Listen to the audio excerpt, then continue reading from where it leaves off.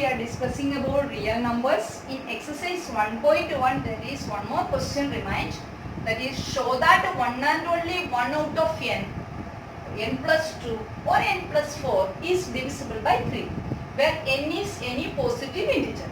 So by applying division lemma we get, what is division lemma? Euclid's division lemma. A is equal to BQ plus R where R is greater than or equal to 0 and less than B. This condition we have drawn. So listen here.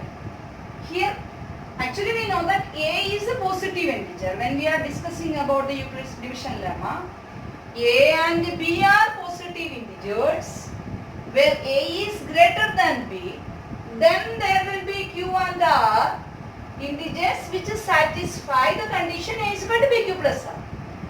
Here our integer is n. So we have to substitute A as n.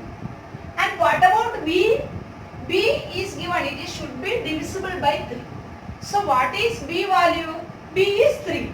So let us apply n is equal to A is equal to n and B is equal to 3. So n is equal to 3q plus r, right? So what are the values of r now? R is greater than or equal to 0 but less than 3 because the divisor is 3. So what are the possible values? R is equal to less than 3 means 0, 1 and 2. So applying the values of R as 0, 1, 2, we will get the equation like this. The possible cases are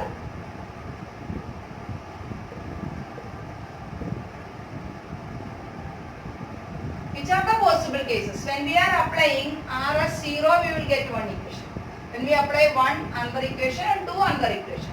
So n is equal to 3q plus 0, that means 3q, equation number 1. Next, n is equal to 3q plus 1, that is equation number 2. And n is equal to 3q plus 2, that is equation number 3. Okay, let us take one by one cases. Case 1 let us take. What is case 1? N is equal to 3. Okay, what we have to prove? Among n plus 2 and n plus 4, only one will be divisible by 3. So when n is equal to 3q, we have to find out n plus 2 and n plus 4. So when n is equal to 3q, what is n plus 2?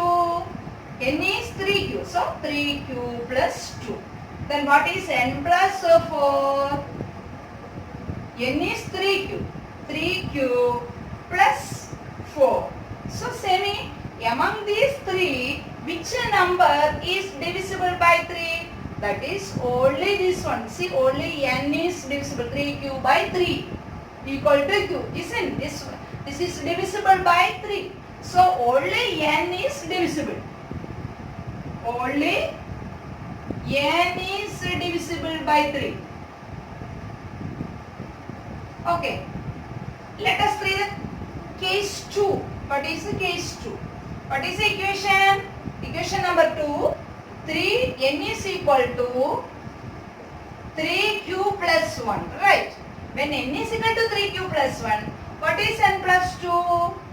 N plus 2 is equal to, n is 3q plus 1. 3q plus 1 and add 2. So it will become 3q plus 3. Okay, you can see here 3 is common. That means 3 into q plus 1 into it become. That means this is divisible by 3. So n plus 2 is divisible. And let us see for n plus 4 also. N plus 4 is equal to 3q plus 1 plus 4. Okay, 3q plus 5. Is it divisible? Not divisible. So only n plus 2 for 3q plus 3 is divisible. So n plus 2 only divisible. Only divisible by 3. Okay. So here only n is divisible. In this case 2 only n plus 2 is divisible. Let us also see case 3. What is case 3? N is equal to 3 cube plus 2. Right. So apply for n plus 2 and n plus 4. N plus 2 is equal to 3 cube plus 2 plus 2. That means 3 cube plus 4. Not divisible. Right. N plus 4 equal to 3 cube plus 2 plus 4. That means 3 cube plus 6. Okay. Here 3 is common. It is divisible by 3. That means n plus 4 is divisible. This n plus 2 and n is not divisible because 3 cube plus 6 means 3 into cube plus 2. That means it is divided by 3. So we can say that n plus 4 is divisible. So what did you understand from these all cases? So here n was divisible. In this case n plus 2 is divisible, and in this place n plus 4 is divisible. So hence it is proved because our question is only one and only one out of n plus 2 or n plus 2 is divisible by 3. So here we have proved that in all these cases only one. Here n is divisible, this one n plus 2 is divisible, and here n plus 4 is divisible. In page number 6 there is a think and discuss question. If r is equal to 0, then what is the relation between a, b and q in a is equal to bq plus r of Euclid's division lemma? So it is said that a is equal to bq plus r. In that one r is becoming 0. That means a is equal to bq. When a is equal to bq, it is clear that b divides a. Right? Then what is the relation between b and a? B is a factor of a. Isn't? What is? B is a factor of a. Why b is a factor of a? Because b can completely divide a. There will not be any remainder in that. So that was a think and discuss question. Okay, next part is fundamental theorem of arithmetic. What is fundamental theorem of arithmetic? Actually, in your earlier classes, you have learned the prime factorization. Writing a composite number as the product of primes. For example, if 30 is given, you can write 30 as by prime factorization. You will write it as 30 is equal to 2 into 3 into 5. That means a composite number is writing as a product of primes. So fundamental theorem is nothing but that only. So every composite number can be expressed as the product of the primes, and this factorization is unique apart from the fact that the order in which the prime factors occurs. So for example, if you are writing 15 as 3 into 5, we can also write 15 as 5 into 3. Isn't? This is why it is told that the order in which the prime factors occurs. But actually, whenever we are writing, we have to write in the ascending order of the prime numbers. So then it will become completely unique. Right? So with the help of this one, we can find out HCF also. We can find out LCM also. Okay, here there is a question. Find HCF and LCM of 12 and 18. We have to do prime factorization. 12, we can write the 2 6 are 12. Again 2 3s are 6. That means we can write 12 as how many times 2 square into 3. And 18 also do prime factorization. 18 we will get 2, 9, 3 3s are 9, right? So we can write 18 as 2 only one time is there and 3 there are 2 times. So 3 square. Okay, to find out HCF, first of all find out the common numbers. 2 is common, 3 is also common. So then what you have to do? You have to take the smaller power of the common factors.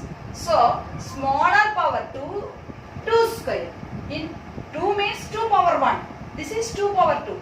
2 power 1 or 2 power 2 is less 2 power 1. So you have to take 2 into here smaller number of times you have to take. So which power is smaller, that only how to you have to take for finding out the HCF. So see here 3 means 3 power 1. 3 square means 3 power 2. 2 or 1 is smaller, 1 is smaller. That means 3. So what is HCF? 2 into 3, that is 6 is the HCF. Okay, for LCM now, how to find out LCM? The product of each prime and also its highest number. So see here 2 square is the 2 power 1 is there. Which should be taken? 2 power 2 into here 3 is the 3 power 2 is there. Which is maximum? 3 power 2 is more. So 3 power 2. If there is any other number, that also you have to write down. The product of all the prime numbers in the prime factorization we have to consider for LCM. But when you are taking the HCF, we have to take only the common factors. So see here 4 9s are 36. And there is one more fact. LCM is equal to, or LCM into HCF is equal to product of the numbers. Product of the numbers. So if one among this is unknown, we can find out with the help of this equation. LCM into HCF is equal to product of the numbers. See here LCM is equal to 36 and HCF is equal to 36. Sorry, 6. And product of the numbers. What are the numbers? 12 and 80, 216. What is 12 answer? 216. So always LCM into HCF will be equal to product of the numbers.